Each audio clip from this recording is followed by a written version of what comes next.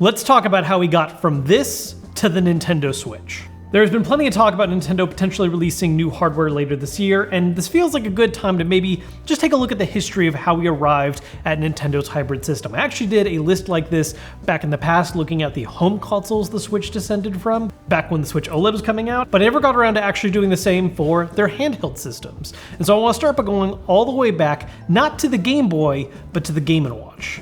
Now, unlike the handhelds that came after them, the Game & Watch actually wasn't a singular system. It was a whole line of individual standalone systems that experimented with a whole lot of different ideas, each having a specific game you could play. And what I find really interesting when looking at the Game & Watch specifically is how many ideas from that generation crop up time and time again with later Nintendo systems. You see some early ideas that may not have worked quite as well on older tech, but can see how they re-emerged later on in new forms, even with systems like the Nintendo Switch. I think one of the really obvious examples of this is oftentimes is there are a number of Game & Watch systems that featured a dual screen layout, very much like the Nintendo DS and 3DS line of systems, which we'll talk about a little later. But there were even systems that had ideas like being able to share multiple controllers with people in the form of just little tiny controllers that led back to the main system, almost like a very simple method of how the Nintendo Switch works, where you hand off a Joy-Con to another player to do on-the-go local multiplayer. And while there are a lot of different ideas these systems had that influenced later consoles, one of the largest that I've actually done a whole dedicated video on is the concept of the modern controller layout. The first system that really had the idea of having a control scheme where you had a D-pad on the left side with buttons on the right side was the Donkey Kong Game & Watch, and that really did form the basis of later on controllers that Nintendo did, eventually leading to the design of controllers we now see across the board on all systems.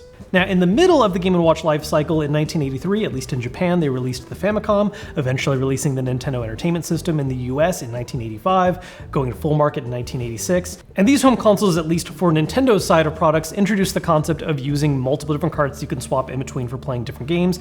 But after doing it on the NES, Nintendo then adapted the idea to the Game Boy in 1989. One of the biggest things to me about the original Game Boy when I think about it is how much of a testament it is to the importance of software library and just the ease of use of a handheld, primarily because of its chief competition that came out a little bit later with the Game Gear. The Game Gear was this, beautiful looking system with a vibrantly colorful screen, but not a whole lot of battery life, whereas the Game Boy offered significantly less interesting visuals but ran for a lot longer, and most importantly, hosted some very major breakout software, the biggest of course being Tetris. Don't get me wrong, there's a lot of other Game Boy games out there that are great, that are close to my heart, but it's undeniable that the success of Tetris specifically really allowed that system to bloom and just absolutely blow up everywhere. And for 7 years, the original big ol' Game Boy continued to be the only option that Nintendo had to offer until it began releasing new versions in 1996 with the Game Boy Pocket. This offered similar kinds of visuals to the original Game Boy, the only major difference being the fact that instead of having that green background screen, it offered one that was more of a dull gray off-white, and was significantly smaller than the big old brick systems. It also was the system that began introducing one of my personal favorite design choices with early Nintendo consoles, transparency, with a pocket option that was a clear transparent shell that looked oh so nice. Now, in the US, this was really the last version of the Game Boy before we start getting into the Game Boy Color, which we'll talk about, but there was actually another model in Japan only called the Game Boy Light. This offered a similar body and design to the Game Boy Pocket, but with the interesting addition of a front light, which allowed for significantly better gaming in a variety of conditions. If you didn't grow up with an original Game Boy, you do not know this pain of having a system that has no back or front light, but basically, you always had to play in the correct lighting conditions, either buying a light extension to shine on the screen. If you were playing in a car in the back seat at night, you had to wait for the right street lights to hit just the right way. It was a whole thing, finding the right way to play this game and get as much time in as possible on this little handheld, and a light edition made all the difference. Which again, we didn't get in the US, at least for the Game Boy Light. We had to wait till a later version of the Game Boy Advance to get used to this, which we'll talk about in a second. And of course, before we get to the Game Boy Advance, released in the same year as the Game Boy Light, but did come out internationally, was the Game Boy Color. This is personally my favorite looking of the Nintendo handheld systems, particularly the atomic purple Game Boy Color. This was just during an era when Nintendo was playing a lot more with colorful designs on their systems. The Game Boy Pocket's introduced to this with the whole Play It Loud series in a variety of bright colors. And while the Game Boy Pocket messed with having a clear transparent shell, the Game Boy Color introduced transparent designs that actually featured other colors mixed in, with the atomic purple being the particularly iconic one.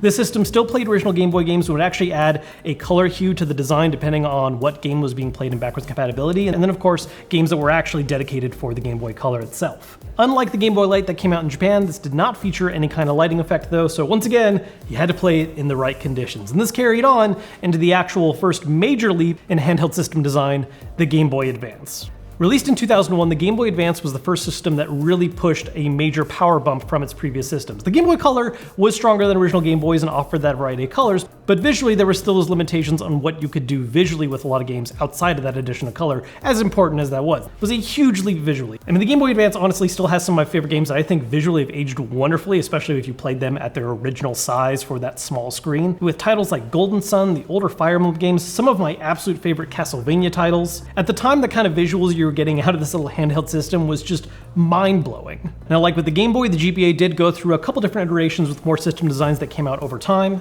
The most significant of which was probably the GBA SP released in 2003. This offered a redesigned version of the system that now offered a clamshell design similar to some of the older Game & Watches, and very reminiscent of what we saw happen later with the DS line of systems, as well as being the switching point for these handheld systems, where instead of relying on replaceable batteries, it offered an internal rechargeable battery instead. There actually are two different models of the Game Boy Advance SP. The initial model that came out in 2003, and then 2 years later in 2005, a updated version of it, sometimes referred to as its model number, the AGS 101, which upgraded the Game Boy Advance's front light to now being a backlight, which allowed for much better visibility.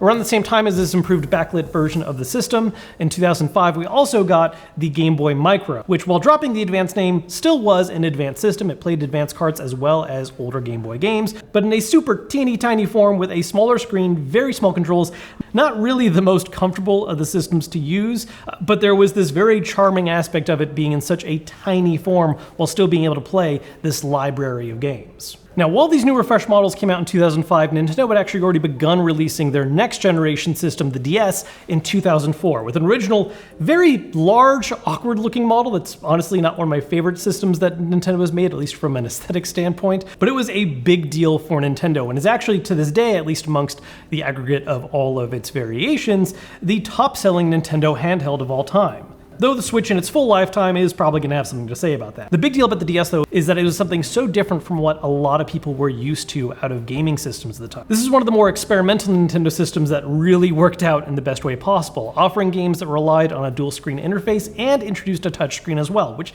to emphasize, in 2004, that was a huge deal. We didn't have smartphones as a default for a lot of people just yet. Touchscreen controls for things weren't really a standard or a thing people were familiar with yet, and the DS's introduction to it made it a big hit with a lot of people, not just amongst people that were already playing on Game Boys and were maybe what you might consider more traditional gamers, but opened the system up to a far larger audience. Now, aside from getting into the nitty-gritty with some specific models, there's basically 4 mainline versions of the DS that existed. There was the original larger model, and then in 2006 they introduced the DS Lite, which was one of my personal favorite ones that I relied on for a long time. Much smaller in design than the original DS, much easier to fit in your pocket, still supported backwards compatibility playing Game Boy Advance games. And then in 2008 we saw the release of the DSi, which is honestly quite possibly the most important of system revisions that has ever released. Not because of anything it did as far as changing the way the system worked and played, though it did have some interesting new mechanics, but because this was the first Nintendo handheld that introduced the idea of internet connectivity and making use of an eShop. Now, unlike the eShops we have right now, it's not like you had games get simultaneous releases where there was a physical cart and then a digital version you could also purchase. Rather, the DSi just had a whole bunch of different specific DSiWare titles that you could buy online and download to the system, and you still had to rely on getting physical copies for all the other mainline major releases that were coming out. Now, one downside of the DSi is that it did drop the backwards compatibility that the DS and DS Lite had to offer, but the addition of the eShop as well as a built-in camera made it a very compelling new option, especially if people weren't interested in keeping alive a Game Boy library. And then this did undergo one other revision, which is going to sound very familiar if you were playing a lot of 3DS. They offered the DSi XL, offering the same core functionalities of the DSi, but with considerably larger screens in a larger body. Then in 2011, we get another generation leap, going from the DS line of systems to the 3DS. Now, whereas the DS was a massive success for Nintendo, The 3DS came out a little more limping. It eventually ended up working out fine, but at initial release, it came out during a very different time where there was a lot more stiff competition in the form of ways people could play games on the go. Smartphones were becoming a lot more popular. The initial sale price was higher than a lot of people were willing to pay for it. In fact, it's one of the few historic times where Nintendo did a major price drop very close to the system's initial release. And then one of the other issues it ran into is it just didn't have a whole lot of games at launch. There were a couple big titles worth playing. Having Ocarina of Time on the go, for instance, was a really nice option, but it didn't really fully develop a major library of games until a full year into release. Really, I think one of the biggest titles that first kickstarted kind of the sign of the library beginning to grow a lot more, being Fire Emblem Awakening in 2012. Now, aside from being more powerful than the DS line of systems, obviously the main namesake of the 3DS system was a 3D screen. You have a little slider so you can adjust how the 3D effect works. And what's a little rough in some of the older versions, later models really did make this an engaging feature for some titles. Now, whereas the DS had 4 different total models that came over the lifetime, 3DS hit a whopping 6 total with a kind of predictable trajectory of what they started developing rhythm for. You had the original 3DS in 2011. A year later, in 2012, we got the 3DS XL offering the same core functionality but with much larger screens and a larger body. And then a year later, in 2013, we got the 2DS, which wasn't really an upgrade or a side grade like the 3DS XL was, but was instead meant to be a much more affordable version of the system. One of the most annoying aspects of its design being the fact that instead of being a clamshell design that fit easily in your pocket, it was just this single physical slate because they're able to make it a lot cheaper to produce by getting rid of the dual screen functionality and instead having a single screen that pretended to be 2 screens. This is probably the version of the 3DS that gets mocked the most, but to be perfectly honest, I will actually say in its defense, while not the most portable version of the system, I actually found it to be the most comfortable way of playing a DS on the go because the larger body gave you, in my opinion, a much comfier way of holding the system on the go. I still, of course, end up preferring the portability of the clamshell design, but I will always defend that about the original 2DS. Then there was this kind of mini 1.5 generation part for the 3DS where we got the new Nintendo 3DS that launched simultaneously alongside the new Nintendo 3DS XL. Those came out in 2014. These were systems that were more powerful than the original versions of the 3DS, allowing it to play a small handful of games that were marketed specifically just for the new Nintendo 3DS, with titles like a Xenoblade Chronicles port. There were also those titles that were not necessarily specifically for the new Nintendo 3DS, but might as well have been because while you could play them on an older system, it just didn't run very well and it was a much more smooth experience on new 3DS systems like with Hyrule Warriors Legends. These new systems also introduced a little tiny bump on the right side of the system because you didn't actually have a dual stick input for the old 3DSs. There was an attachment you could buy that would offer that by making the whole system a lot larger. This new little tiny nub, while not the best right stick on a system ever, did open up that controller functionality on the 3DS line of systems. And then the final system was the mouthful that is a new Nintendo 2DS XL. This was basically the end of the DS line of systems. It released after the Nintendo Switch came out in 2017 and was really meant to be kind of a final hurrah for the 3DS line of systems, something that was cheaper and more affordable for people that had yet to pick one up after so long. While it didn't get to be as cheap as the original 2DS did, it did offer the clamshell design, making it much more portable. It had the increased screen size of the XL. Honestly, a lot of bonuses initially on paper while being at a lower price point, but it did cheap out on a couple things compared to older versions of the 3DS, like having not as good of speakers and not as great looking of displays either. This is, however, the system where Nintendo went all in on making some very beautiful special edition systems that weren't always completely practical, but had way more molds and designs going on for the body, including some of my favorite looking special edition systems, like one that looks like a Pokeball, another one that's Pikachu's face, but it actually does protrude a little bit with the nose poking out, and the very extra but very beautiful Hylian shield design. Not actually the best version of the 3DS to play games on, but man, do the systems look good. And then that of course lands us on their most recent hybrid system, the Nintendo Switch. Released back in 2017, we've seen a couple revisions of the system now. In 2019, we got the Switch Lite that was much smaller and was a true dedicated handheld, not offering the ability to dock, but was much smaller and sold at a lower price point. There was a refresh of the main model that happened in 2017, offering better battery life, and then the Switch OLED released in 2021, now leaving us here waiting 7 years later, curious to see what Nintendo's next thing is gonna be. And you know, I will say, as much as I love Nintendo's home consoles and some of my favorite games of all time released on home consoles, Nintendo as a full library of systems, the handhelds have just always stood out a lot more to me. I spent so much time on the GBA back in the day, even more on the DS once that released. They just offered such incredible libraries of games and what felt like huge worlds despite being on small, portable handheld systems. And as a result, that's really shaded the way that I interact with the Nintendo Switch. It's a hybrid console, which is the huge selling point of it, and I think there's a lot of people out there that enjoy the ability of using it one way or the other, but for me personally, 90 to 95% of the time, that is a handheld system for me. I very rarely dock it actually, unless I A, want to record gameplay, or B, am playing something multiplayer with friends. Otherwise, that thing is just coming with me everywhere I go in a carrying case, and I'm enjoying these big gaming experiences on a small little handheld, because that is always one of the most magical experiences to me that I think Nintendo handhelds instilled in me.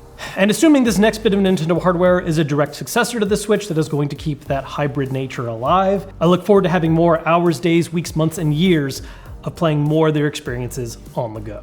So that's just a brief history of the Nintendo handhelds that got us where we are today with Nintendo consoles. As always, if you enjoyed this video, hit the thumbs up button to let me know, subscribe if you haven't yet, and I will see you guys later.